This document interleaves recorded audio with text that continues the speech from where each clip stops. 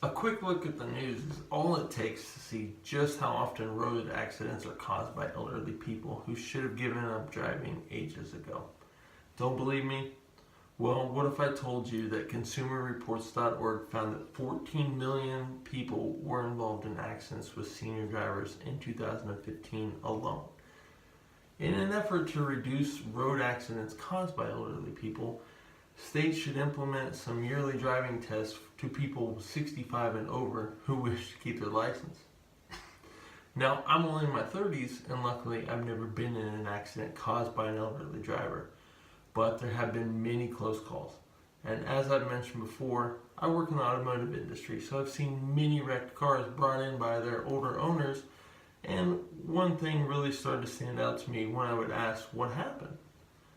So many of the responses I would give would be like, it just all happened so fast, or I didn't see anyone there. These are problems that I don't typically have as a driver. So it really got me interested in what can be done. Today, I hope to persuade you to get involved with fixing the problems that arise with elderly drivers, and so they're allowed to continue driving without any restrictions. I'll address 3 questions today. Is it a problem that needs to be addressed? What are the possible solutions? And will any of that even help? You may have been a great driver 30 or 40 years ago, but as you age, your vision, hearing, and reaction speed does too. Simultaneously, roadways are expanding, driver technology is evolving, and it can be very overwhelming for elderly drivers. According to the AAA, people over 65 represent the fastest growing segment of the population. This means that by 2020 there will be more than 40 million drivers over the age of 65 all trying to get out on the road with you. It's up to your state to decide how often these elderly drivers have to renew their licenses. And many times it can be done through the mail with no testing required at all. And in case you're curious, Kansas requires me to renew my license every 6 years. People over 65 are required to do it every 4 years. Just how much can your driving ability diminish and change over a 4-year period? And it should be steps in place to test those abilities before it's too late and accidents happen. Not only do elderly drivers pose risks to those around them while they're driving, but they pose life-threatening risks to themselves as well. As elderly people are they're also less likely to recover from severe car-related injuries. AAA also found that the fragility of older people is responsible for about 60 to 95% a higher death rate per mile driven in elderly drivers. So what do we need to do?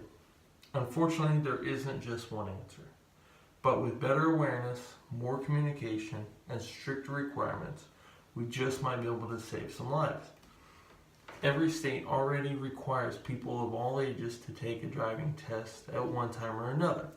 And eye exams and is a routine requirement as well. So why not make these testing happen more often for higher risk drivers? Instead of waiting for more fatalities and collisions, states should really attempt to be proactive about this by requiring simple vision tests and hearing tests every year, as well as an in-car driving test for license renewals for people over 65 years of age. There are always going to be people who worry about the cost of such programs, but just as the cost of safety equipment, like guardrails on roadways get approved because of potential life-saving benefits, so too could the benefits outweigh the price hike of more testing of elderly drivers. Better communication between elderly drivers and their family and friends and doctors even about the possible dangers can also be a big help. Some elderly drivers can be oblivious to just how safe or unsafe they are on the road, but family members and friends do their part to hold them accountable. It may give them something to think about.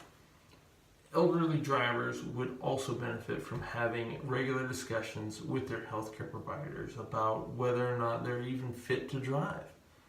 Having pamphlets with pertinent information about elderly drivers in the doctor's office could also help people be better informed and a little bit more comfortable about making these types of decisions on their own even. You may not want to be, you may not be an elderly driver now, but one day you will be, and if we make the right changes now, you can rest easier knowing that you will be safer when the time comes.